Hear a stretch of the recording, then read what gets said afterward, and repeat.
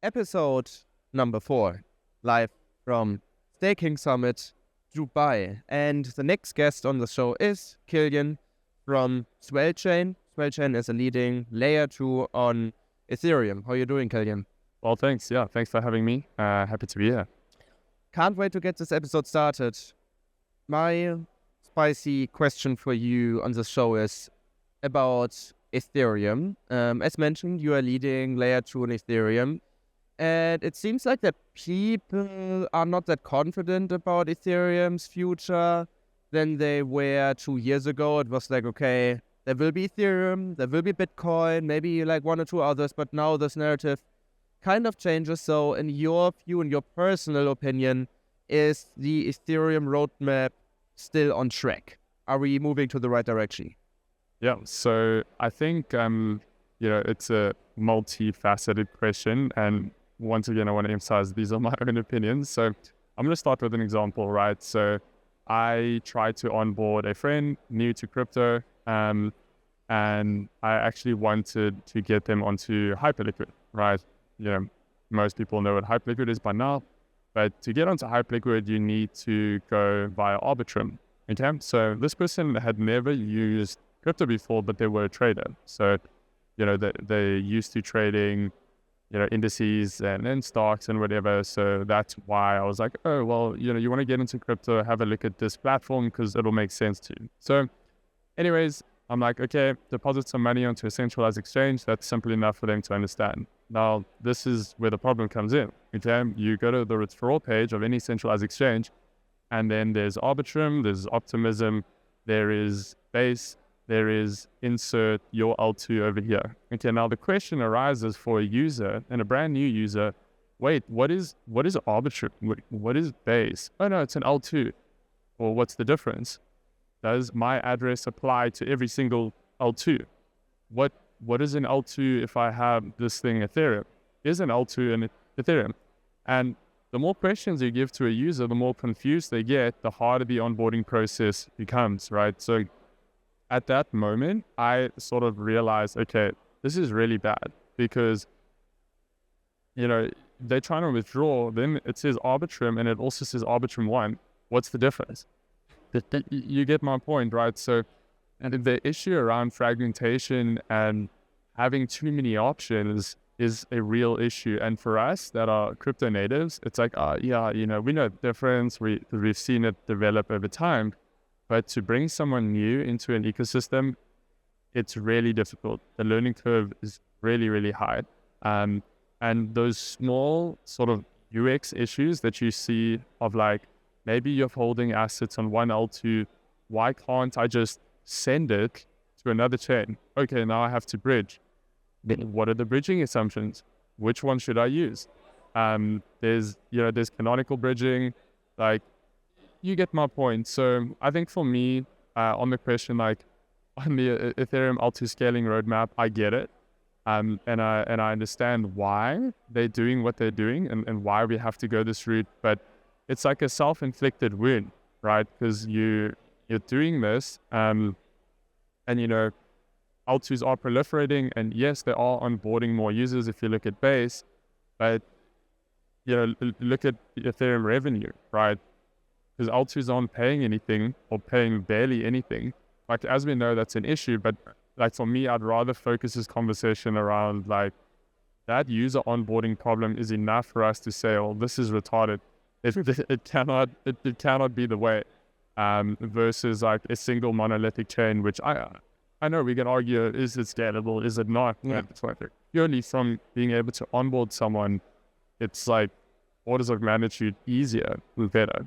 So yeah, I mean, the one also has something to do with the other because users also mean revenue. So if you don't have users, you don't make revenue. So if we already struggle with getting users on chain because it's too difficult, then I think we already have like an answer to the second one. Is like, how can we make sure that there's enough revenue coming into the ecosystem? And just one fun fact, because you mentioned, for us that are used to it, I used to smoke a lot, then I quit. And then I started again after interacting with XDAI in 2021. I was like struggling to bridge my ETH over there, and it was like horrific. It was like 2 or 3 hours that just were wasted. Now, in my view, the user experience has gotten significantly better, but still in a way that that you can't dare any new user to use it. So, but also generally, do you think that the Ethereum community has been focused on like the wrong things? Because Solana has been like really on this full on, let's get everyone on chain, let's get everyone on our blockchain, let's get everyone into the ecosystem. And Ethereum was like, yeah, well, we actually don't want that anymore. We just want to be, that settlement layer. And by the way, we're like kind of super democratic, so there is no one who has actually a say into in things. We're like already super decentralized. So do you think that all of this has been a little bit too early, basically to say, hey, we are basically dividing this imperium and everyone can do whatever he or she likes? Yeah, I think this, in my eyes, there's two issues, right? People need to rally behind a leader with a set vision, right? And if there's no vision or there's multiple visions, that's where you get the word division, right? Yeah. And that's what I see in Ethereum at the moment, right? Yes, you have the roadmap, but everyone has a different opinion on it, right? Which has created a lot of like division within the ecosystem. And, in my view, the leadership of Ethereum at the moment, it's just very political. And it seems a bit bureaucratic, right? If you look at the Ethereum Twitter, it's Twitter. And it was very different. The White House does more spicy posts. Yeah. Like It seemed very difficult for the leadership of the Ethereum Foundation to come to a conclusion that, oh, hey, we should actually post through our Twitter, which if you can't even make a clear decision on that, how much deeper is that underlying problem, right? And so I think that's number one. And then number two, around the settlement layer narrative. So, for a long time, I think everyone was like, yeah, settlement layer, is the most secure, most reliable. Ethereum's not going to go down. Yes, it's true. It's not going to go down. It is reliable. You do have the most stable coins and stuff on Ethereum. But then, the institutional narrative came and everyone was like, okay, BlackRock's going to launch their own L2. They're going to issue their own products, etc. And they did issue BUIDL, for example. But the issue around settlement, BUIDL is not settling the way that people think to Ethereum. It's a centralized product. If anything had to go wrong on chain, do you think BlackRock is going to be like, I'm just going to lose out on $100 million? No, that's not even how the product is set up, right? So how do you know this? You see them issue BUIDL on Solana, you see them issue it on Sui. They'll do it on all these chains where these chains pay them to do that. But that throws, for a lot of people, that settlement layer argument out the window. Look at Athena, right? Athena comes along. Obviously, they've been very successful. And what did they do? Launch a new chain that is permissioned, and it's not even an L2. What does that tell you? Well, it tells you that these institutions and these larger players that need to operate in a KYC environment, they're not even going to do it on their own L2 because, ask yourself, why did Athena go that route? They obviously speak to all the important players in that sphere, and that chain that they launched is there to solve that problem. Now, this has been an age-old debate of serial institutions need a permission chain. Can they do it on a public blockchain? And I think time will still tell. But yeah, I guess my point here is just a lot of the things that people thought previously, it's not really playing out the way they wanted to. And there just seems to be complacency on my earlier points around the users. It's users are fine paying $100 for a transaction.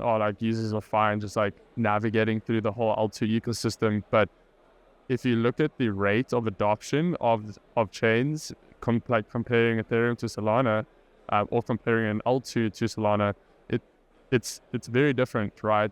And I think the longer that sort of, I won't say the community is complacent. I'd say they're just heavily divided, and because of that, they can't move forward. Yeah. Yeah, I can totally resonate with that, because it's also a question: what does Ethereum stand for these days?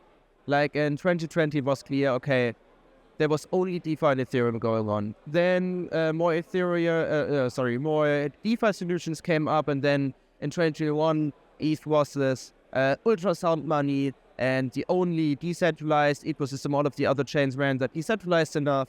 Then 2022, we entered this, hey, we are settlement, as well as in 2023. Then this ETF hype also came up, but now also Solana is applying for one. So what is for you Ethereum these days? What does Ethereum stand for you? I think for me personally, I mean, I still have like confidence. If let's say I want to hold money, right, or like hold stable coins, which chain would I do it on? Like personally, I do it on Ethereum. Why? Because I know it's not gonna go offline, and I just have a confidence in it, like it is reliable for what I need it to be.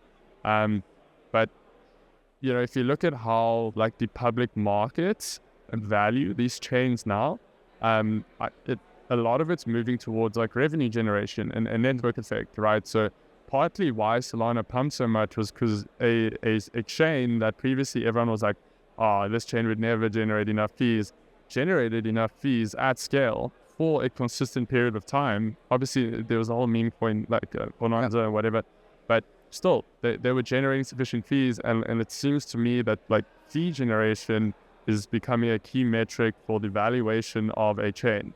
Now, let's remove Bitcoin out of that scenario, because like Bitcoin's not playing that game yet, even though they'll have to once like all the blocks have been mined. But yeah, I think like that's also a key issue, right? Because the L2s are like more L2s are launching, which is like, you know, the whole point and was the vision, but now the L2s are sucking up the users and the liquidity to a certain extent, but they're not really paying anything back. And so now you see L1 gas fees drop, which is ironic.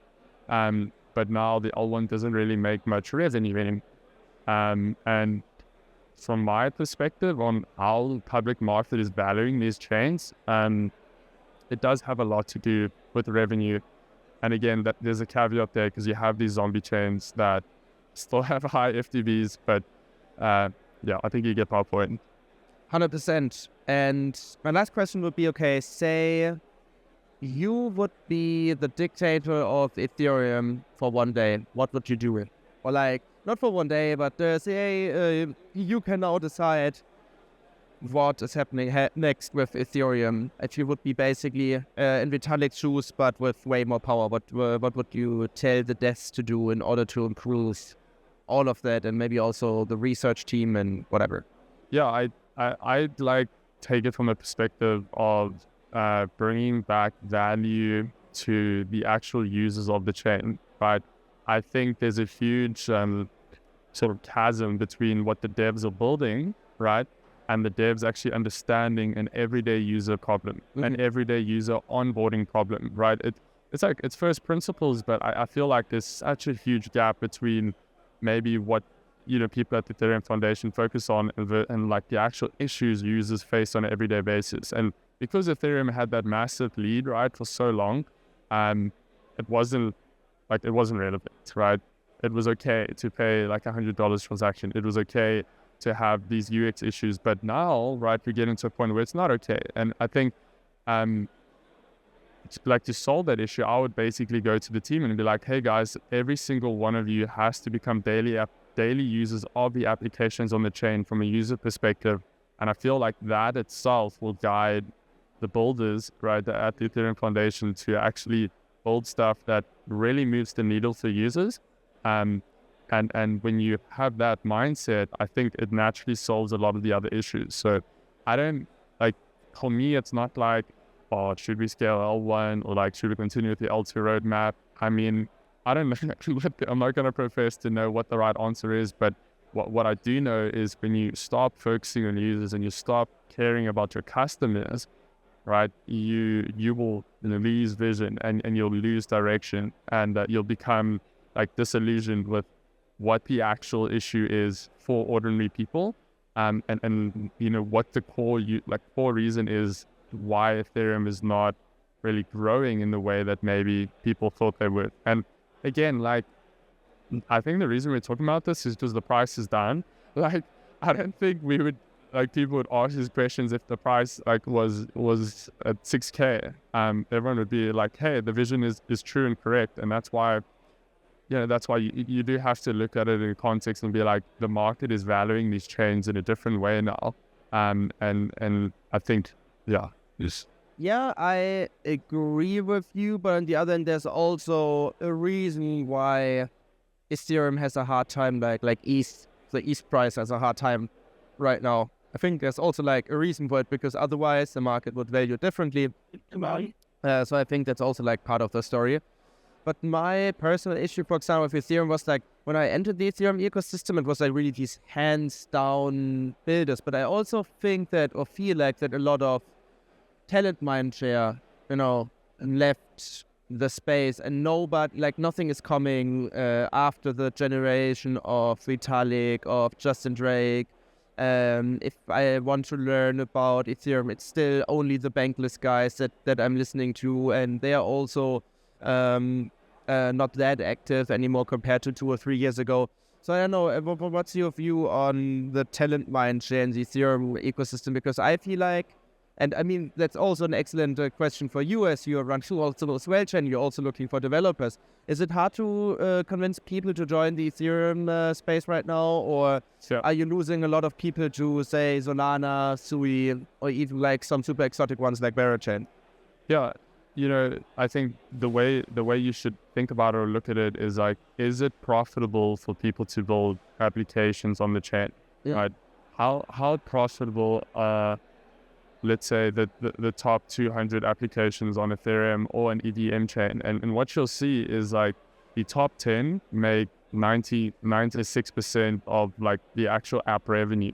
So I think you have this scenario where even for us as Swell protocol and Swell chain, it's not easy to generate sufficient revenue unless you're one of the very, very top chains or the very, very top protocols. And so in terms of talent, I won't say there's a lack of talent. I'd say it's not that easy to generate revenue. And because that initial hype cycle of oh, you could just launch a protocol and it's not really generating revenue and you can still make money, that's not really there anymore. So, now but builders are obviously forced to either focus just on protocol revenue generation, or they go to a new ecosystem where there is that excitement and you can still make money outside of generating revenue as a protocol. So to be clear, it's not a talent issue.